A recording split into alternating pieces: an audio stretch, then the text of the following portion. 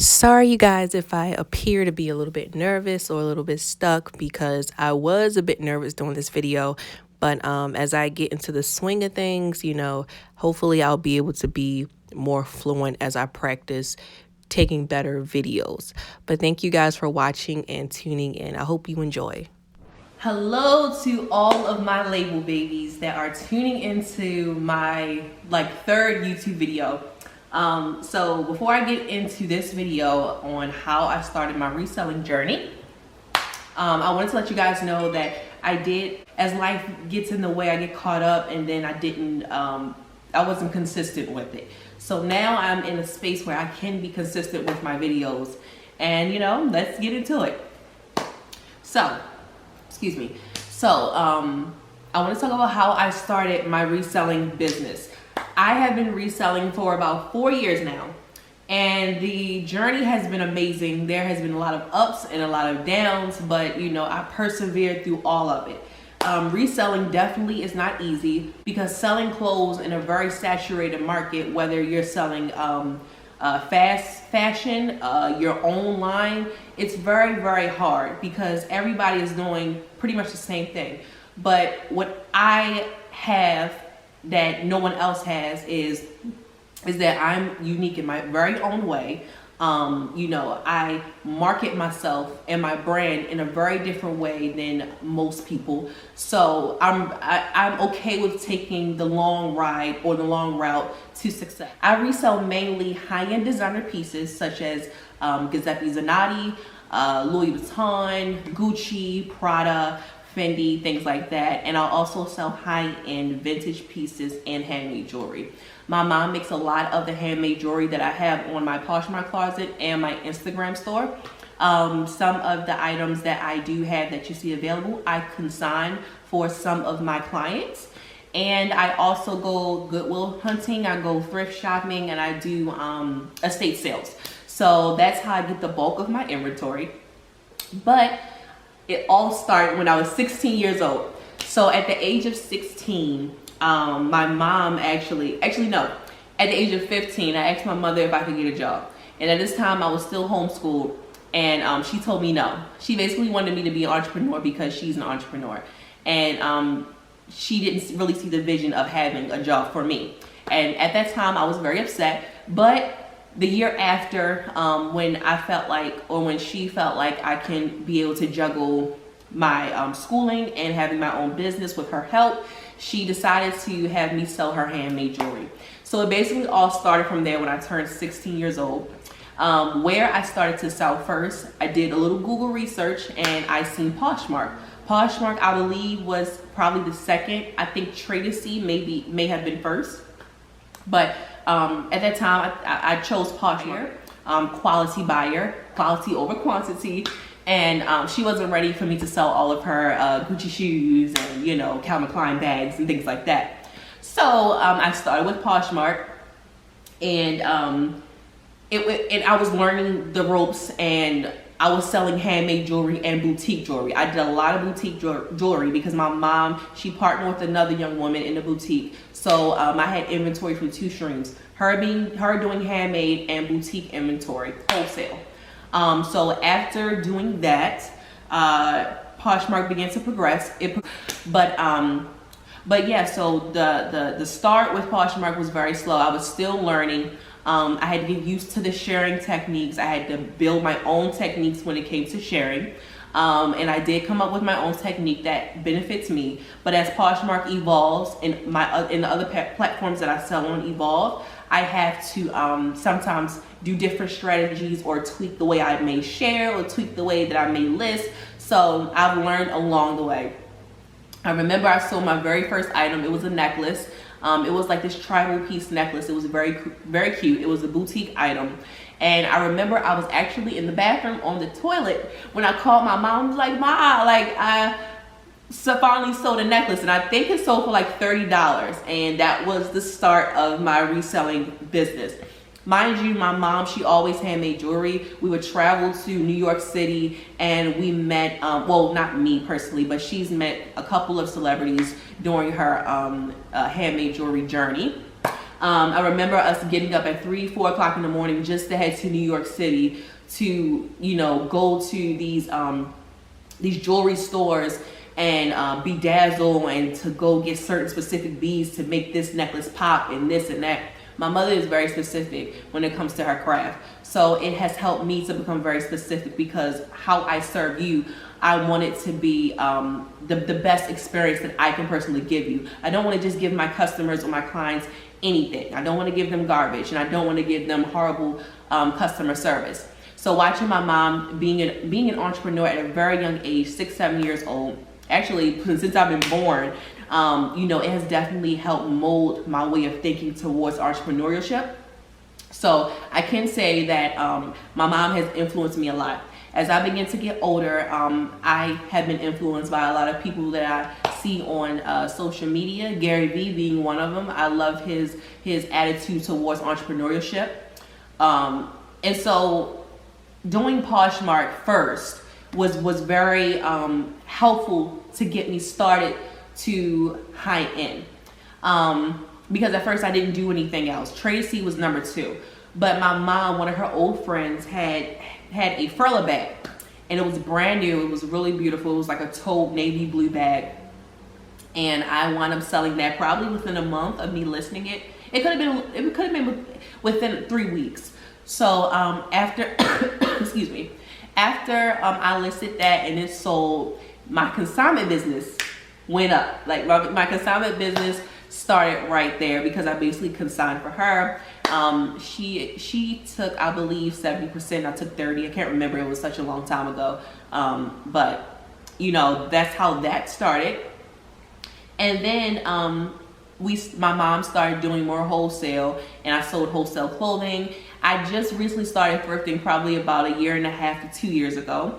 Mind you, I've been doing this for 4 years, so I didn't know how to thrift. I didn't know what to thrift. I pretty much was looking at YouTube and going off of based on people's likability of an item, or what other poshers and other resellers pick up to sell. And as I learned throughout the years that I wanted to curate my closet, I didn't want to sell fast fashion. I didn't want to sell trendy items. I didn't want to sell primarily items that people told me to sell, told everybody else to sell. Because I learned that it may sell for you, but it may not sell for me. Because I have a certain type of clientele, and so do you. So, yeah, after doing that, I decided to experiment.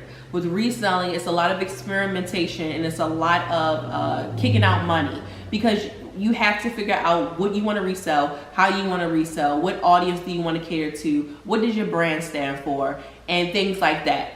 So the name of my brand is Label Hoarders, and I came up with that name just out of the blue one day.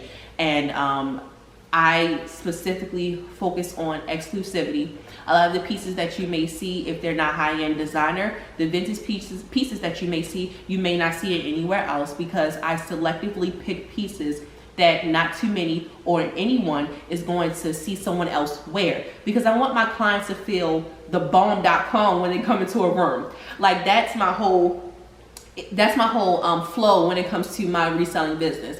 And when you are curating your closet and trying to figure out what it is that you want to sell, it can be very hard, and the process can be very slow. Because if you're selling fast fashion, you know, that stuff can go very fast. The money can come fast. But I learned that fast money is not always good money. And if a business goes out of business, and you know, if that one particular item was your bread and butter and they don't make it no more, then you're kind of stuck. So, but it's no disrespect to anybody who sells fast fashion and things like that. If it works for you, you know how to work it. Because I follow a lot of people on Instagram who do sell fast fashion and they're very successful at it, then good for you. I'm very proud. I watch a lot of you guys because I get a lot of inspiration and ideas from everybody that I follow. So what else? Okay, so then after that, my mom's friend who gave me the furla bag had referred me to another friend, and she has been my consignment client since 16 years old, and I'm now 20. So I'm very grateful for that, and she primarily gives me high-end pieces. I've sold well over, OMG, the light came off. Give me 1 minute. Okay. Oh, we're back in action. Yeah, so everything, you know, I've sold thousands of dollars worth of items for her, and I'm very happy that she has trusted me with those sentimental pieces. Because when you buy something, no matter what the price tag is, if you have a connection with it, sometimes it's hard to part ways. But you know, we had established a great business together, and I'm very fortunate to be able to consign $1,000 handbags, $1,000 shoes. And you know, it's nice to actually, when I take my pictures to market the item, it's really nice to actually wear the item and take the photo and show body shots of what it looks like. So I've turned my reselling business into something that's very personal and dear to my heart. And then afterwards, I did Trade-A-See. Trade-A-See, I started selling my high-end items. Poshmark was still my bread and butter. Trade-A-See was, you know, the start of everything that was new. Not the start of everything that was new, but my higher end items sold better on Trade-A-See, but they were still selling on Poshmark. But now as Poshmark has evolved and there's more people on the platform that are buying, my higher end items are really good. You know, I get consistent sales with that. What else did I do? My reselling business has helped me travel. I can travel the world. I can travel with my family. I have never had a job. I've never had a 9-to-5. I applaud the people who have had a 9-to-5 because, you know, reselling it takes a lot of mental work. And sometimes I question my ability as to if I'm going to be able to succeed at this. And my mom has always backed me up and has always helped me. I've done vending events. I've sold out events several times, and I'm very, very grateful for that. So I've always kept believing in myself. I always kept the inspiration and the momentum going. Even when I'm sad, I still have to get up and work. I still got to get up and share. I still have to get up and call clients, contact clients. So I didn't want, you know, I learned how to transport my sadness into action. Even when I'm sad, I still have to get up and work. And I have my days where I'm so burnt out that I just have to stop working for a day and sometimes a week. Sometimes I have to travel out of Maryland and go to my favorite place, such as New York, and just stay for a weekend just to recharge myself. But with reselling, I found out what I really love to do the most. I found out that dressing up and taking photos of the items is my favorite thing to do. That helps me make more revenue because people want to see the item on. I started doing eBay. I started doing Depop. I haven't had really much success with Depop. I'm still trying to figure that out. But hopefully, you know, I'll learn the ropes of it. And my mom helps me resell. We go thrifting together. My little brother, I'm teaching him how to take photos of me now, and I pay him $1 per photo that I can use for my business. So that helps the whole entire family to, you know, generate income and us stick together and be partners. Because that's what reselling is about. It's hard to do reselling by yourself. And I applaud the ones who are doing it by themselves. I don't have any employees, but like I said, my mom is a really big help. And that's pretty much it. Reselling, like I said, I started from Poshmark, and it was, you know, it was the go. Like, it just jump started everything, and reselling has taken me to levels. I met some amazing people. I was able to, you know, be responsible and handle some of the bills on my own now. And I've been able to not have a 9-to-5 job. So what I thrift comes from my mom's credit card sometimes, well, majority of the time. But if the money is like, you know, the revenue, if I have a good month, then I'll be able to use, you know, my own funds. But me having my mom, my mom allowed me to use her credit card helps me leverage a lot of the time and money that I can use.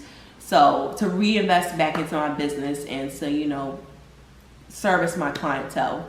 So thank you for watching. I'm so happy that you guys decided to, you know, stick with me along this journey. Everybody in my Facebook group, I love you guys so much. I know you've been waiting for this video for a very long time. So thank you, all my label babies. Thank you for tuning in. I will see you guys another time.